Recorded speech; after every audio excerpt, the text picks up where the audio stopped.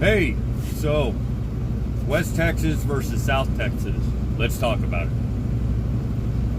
I got a buddy, Dylan. He's running in South Texas. That's around the San Antonio area. Excuse me.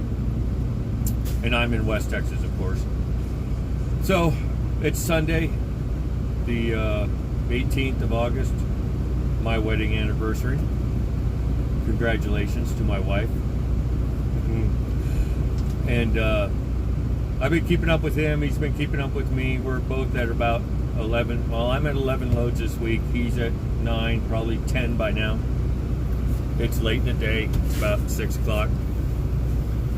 So I can run till tomorrow at noon when payroll goes in. Or I can run for a little while anyways. 7 more hours.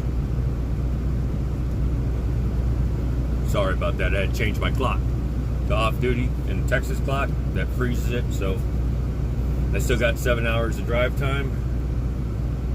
Yep, and I can run 3 more loads on that. Anyways, so we're going to see how each other does at the end of the week, which is Monday afternoon.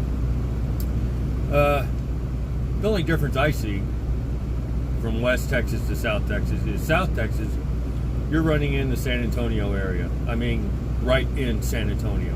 The loaders are now, they're in San Antonio, in the suburbs. They used to be out by themselves, but the city's grown so much. Now they're surrounded by housing, no truck routes.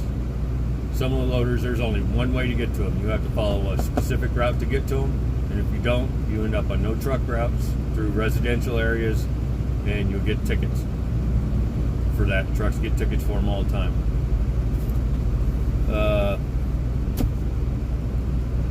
Other than that, it's about the same.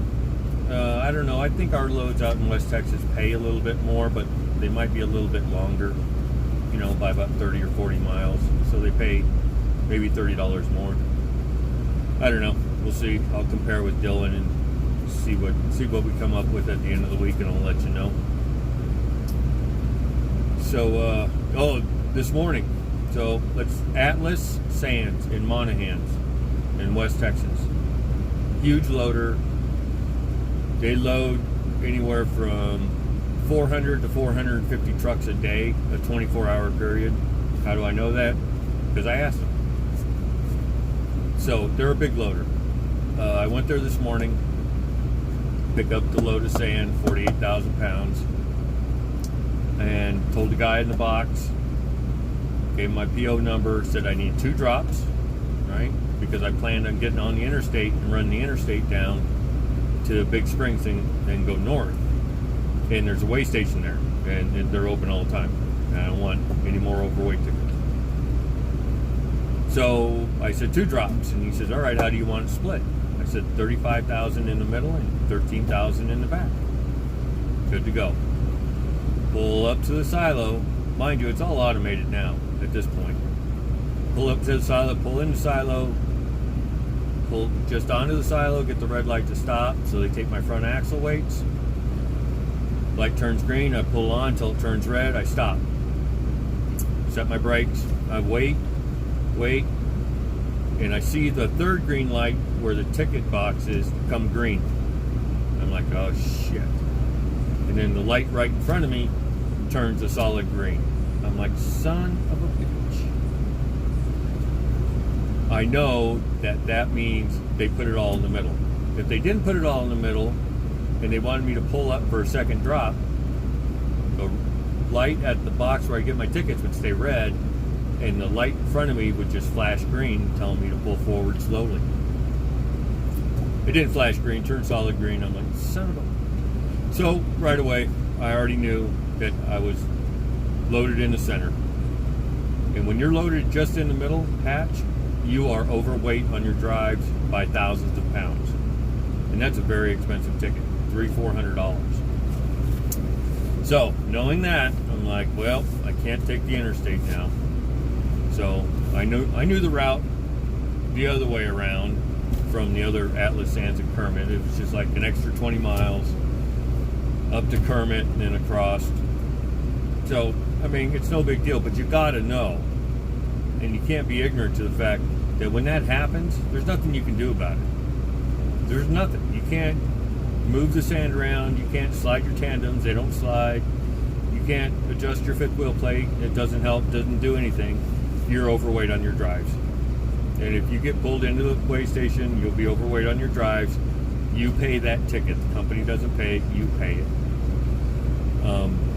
Whether it's a payroll deduction or you just pay it outright.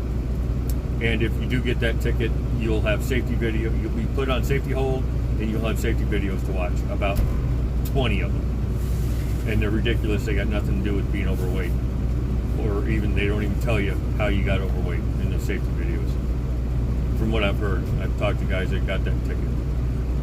So you got to know, you can't claim ignorance on that fact. You know you get loaded all in the middle. You know you're overweight on your drives. And they always overload you at the loader anyways. We're supposed to get 48,000 pounds. You get 49,500, 50,300. Yeah. So you know you're overweight on your drives. Avoid the weigh stations. Huh. What else? Oh, that was this morning. So I ended up getting the load, take it to the well, got unloaded, called dispatch. They said, all right, head up to La Mesa, to the U.S. Silica up there, get loaded. I'm like, cool. So I drive up here, it's 44 miles. I get about 8 miles, and dispatch calls me and says, look, I just talked to the well. They said the wire line was down. They'd be down for a couple of hours. I'm like, shit. So I'm pulled over on the side of the road, on a little pull out. They said it'd be down for a couple hours. I'm like, all right, well, shit. Okay, cool. So I'm off duty. This was earlier, a few hours earlier than right now. So I kick back into sleeper for a couple hours. I get up, it's been like 2.5 hours. I'm like, well, and it's 6 o'clock in the evening. 6 o'clock is shift change for dispatch. You're not getting a hold of anybody at dispatch until 6:30. And even if you do, there's nothing they can do about it. If they don't have loads to give you, there ain't no loads to give you. That's just all there is to it. So I'm like, all right. So I knew there was a truck stop 6 miles back the way I just came from the east. And the only way to get there, no U-turns, is to go straight across and back down. And that's exactly what I just did. About 20 miles or something. No big deal. But no U-turns. And to get some coffee. Got a coffee, Red Bull. And then pulled back up, got here, pulled over in the same spot I was on the road before. And we'll sit and wait. I'll give them another 15 minutes and I'll call. Ask them what's going on, because who knows what the day shift told the night shift. Or night shift even knows. I'm not too crazy about night shift. I mean, they're alright. It's just I know all the day shift people.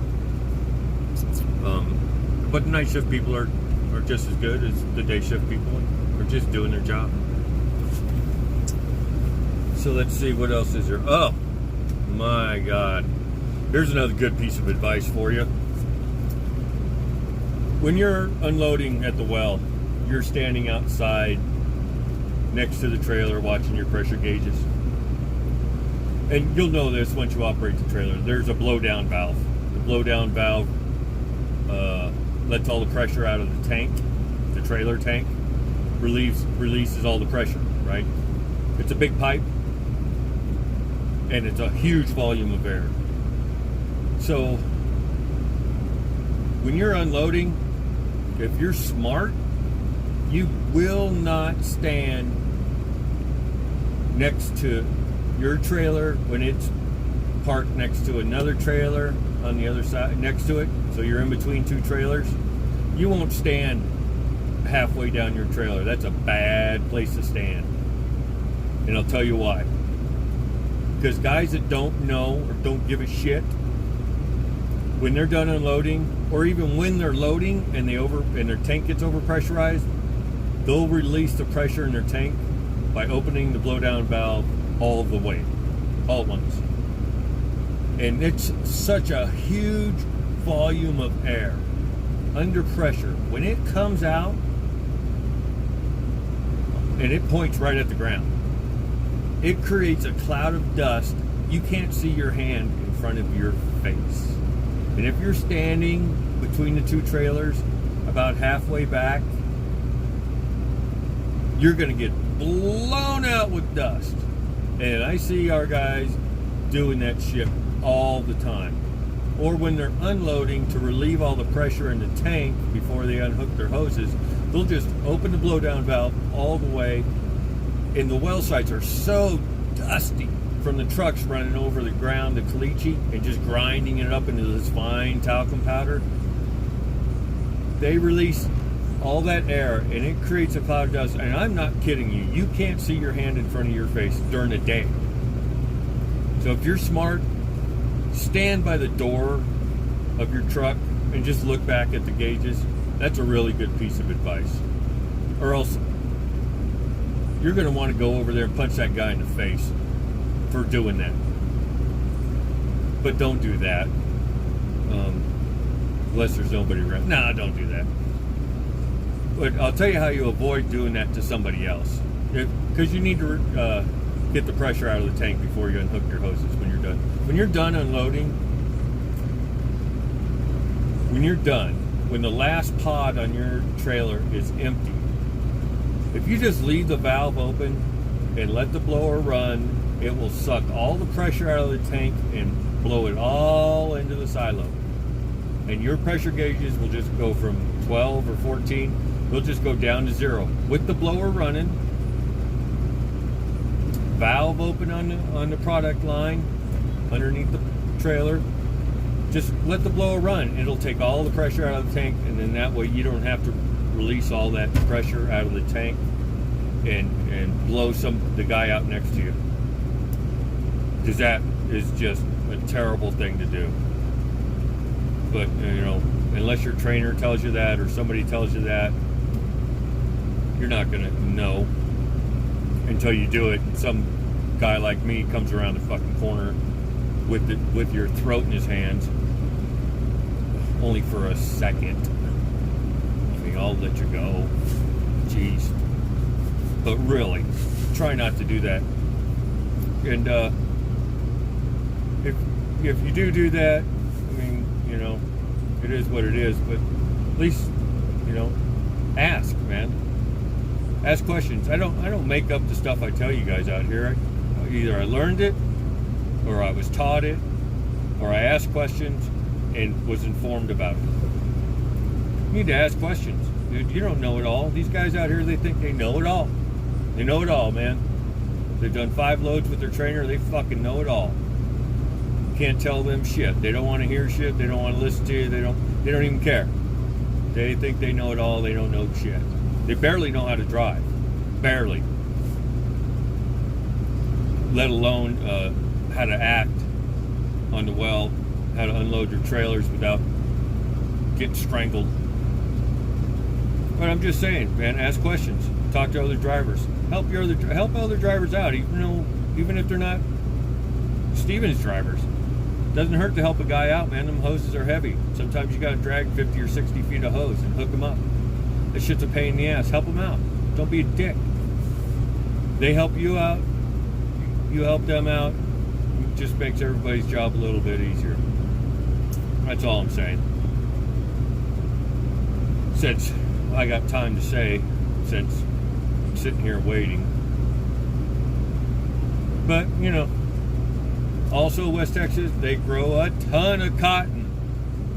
Woo! Hold on. All that, all cotton. For as far as you can see. Everywhere. For miles and miles. Nothing but cotton. Awesome, right? All right, brothers and sisters. I said my piece. I got my coffee. Now, it's time to call dispatch. If you watch this video and you like it, give it a like, subscribe. I'll put out some videos whenever I can. All right, be safe out there. Oh, also, if you come to orientation, give me a shout, and I'll give you my contact information, man, and you can get a hold of me out here. I can help you out with where the loaders and the wells are. It helps immensely to keep in contact with the people you meet out here, your other drivers, calling them up, asking them directions. Where's this well? What's that loader like? Stuff like that. How many loads you got this week? A little competition, you know. All right. Be safe.